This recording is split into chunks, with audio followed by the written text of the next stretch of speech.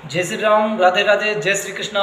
नमस्ते मित्रों, मैं गणेश पंडित शर्मा एक बार फिर से आपका हमारे YouTube चैनल ग्रहों की कृपा में हार्दिक स्वागत करता हूं। आज मैं आपको एक नए टॉपिक के बारे में बताना चाहता हूं। यह जो टॉपिक है मैं लेके आया हूं कि प्रकृति में हर चीज़ हमसे संबंधित है। जैसे कि जितने भी जीव जंतु पशु पक्षी हैं उनका भी ग्रह नक्षत्रों से एक संबंध है, और अगर हम किसी भी ग्रह नक्षत्र की पीड़ा से बाधित हैं तो उस पशु पक्षी से हम उस चीज़ को जोड़ के देखें, उसकी सेवा से अगर हम देखें तो उस ग्रह नक्षत्र की पीड़ा को हम शांत कर सकते हैं और एक पॉजिटिविटी हम प्राप्त कर सकते हैं। जैसे कि सूर्य और शुक्र अगर बाधा दे रहे हैं, अगर नेगेटिव है हमारी कुंडली में, तो उनको पॉजिटिव करने के लिए हम नंदी की सेवा कर सकते हैं।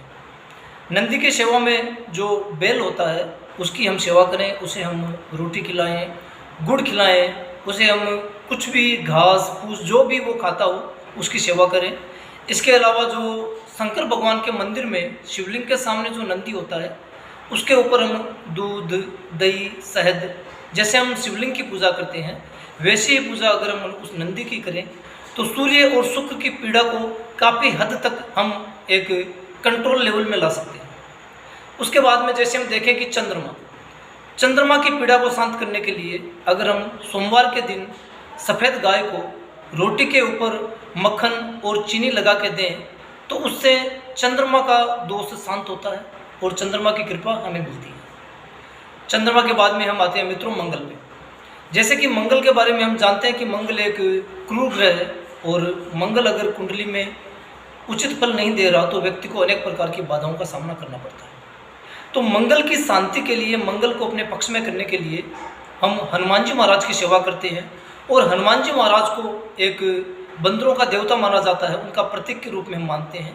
तो बंदर की अगर हम सेवा करें, बंदर को हम चना, केला, गुड़ ये सब खिलाएं तो ये सब खिलाने से मंगल भी काफ़ी हद तक कंट्रोल में आता है और मंगल का भी एक पॉजिटिव और उचित फल हमें प्राप्त होता है। मंगल के बाद में हम आते हैं मित्रों बुध पे।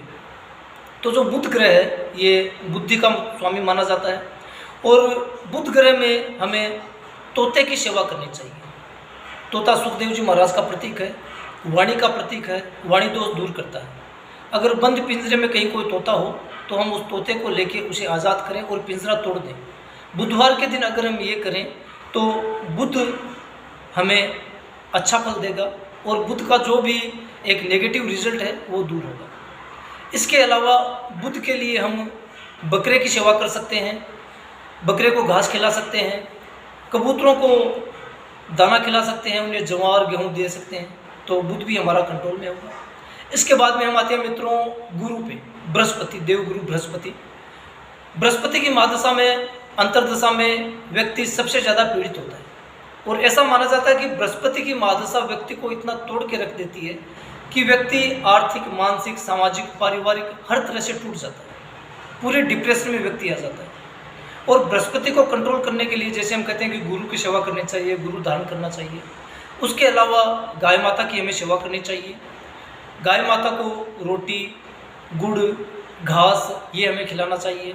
अगर पॉसिबल हो, संभव हो तो तुला दान भी हमें करना चाहिए।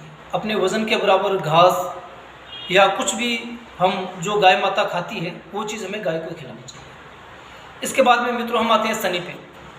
शनि जो है एक क्रूर ग्रह है जैसे मंगल है, और शनि को शांत करने के लिए हमें चिंटियों को दाना डालना चाहिए, आटा डालना चाहिए, पिसा हुआ दलिया डालना चाहिए। उसके लिए हम चिंटियों को एक जो नारियल के अंदर जो गोला निकलता है उसको थोड़ा सा खोल के उसमें चीनी और घी भर के वापस जहाँ पे चींटियों का घर होता है, जिसे मारवाड़ी में हम कीड़ी नगरा कहते हैं, वहाँ पे उसे दबा देना चाहिए। तो इससे शनिवार के दिन ये उपाय करने से शनि महाराज हम पे कृपा बरसाते हैं। लेकिन इस उपाय के बारे में इतना ध्यान रखना चाहिए कि ये उपाय सूर्यास्त के बाद में ही करना चाहिए, क्योंकि हर पशु पक्षी सूर्यास्त के बाद में अपने घर चले जाते हैं, लेकिन चिंटियाँ 24 घंटे अपना कार्य करती हैं। दिन में अगर हम ये उपाय करेंगे तो हो सकता है कि चिंटियों को दूसरे पक्षी और खाएं, तो उससे हमें नुकसान हो सकता है। शनि के बाद में हम आते हैं राहु और केतु पे। राहु और केतु के लिए हम मित्रों ऐसा कर सकते हैं कि राहु केतु की शांति के लिए सबसे ज़्यादा जो बेस्ट उपाय है वो है कुत्ते की सेवा करना। काले कुत्ते को अगर हम दूध, बिस्किट, ब्रेड, रोटी ये सब डालते हैं तो उससे राहु और केतु की पीड़ा शांत होती है।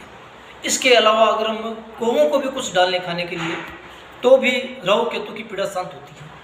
इसके बाद में मित्रों हम जानते हैं कि जिसकी कुंडली में अगर काल सर्प दोष होता है तो हम बोलते हैं कि सर्प और सर्पिणी जो होते हैं उनकी हमें सेवा करनी चाहिए। किसी कालबेलिए के पास में जाकर के हमें जिंदा सर्प पकड़ करके और उनको जंगल में छुड़वा देना चाहिए। जैसे कि हम करते हैं कि शिवलिंग पे जो सांप होता है उसकी सेवा करते हैं, चांदी के नाग नागिन बनाते हैं और चांदी के नाग नागिन को हम जल में विसर्जित करते हैं पूजन करने के बाद में काल सर्प की शांति के लिए। तो उसी प्रकार अगर हम जीवित सर्प की पूजा करते हैं तो उससे हमें काल सर्प दोष में भी काफ़ी अच्छा एक पॉजिटिव रिजल्ट मिलता है। तो इस प्रकार और भी बहुत सी चीज़ें हैं, और भी बहुत से पशु पक्षी हैं जो ग्रह नक्षत्रों को कंट्रोल करते हैं। तो मित्रों आपको हमारा ये वीडियो कैसा लगा, लाइक और सब्सक्राइब कीजिए और कमेंट बॉक्स में बताइए कि इसके अलावा हम आपको क्या बताएं। किसी की कोई समस्या हो, कोई समाधान किसी को चाहिए तो हम आपकी सेवा के लिए तत्पर हैं। जय श्री कृष्णा, राधे राधे, जय श्री।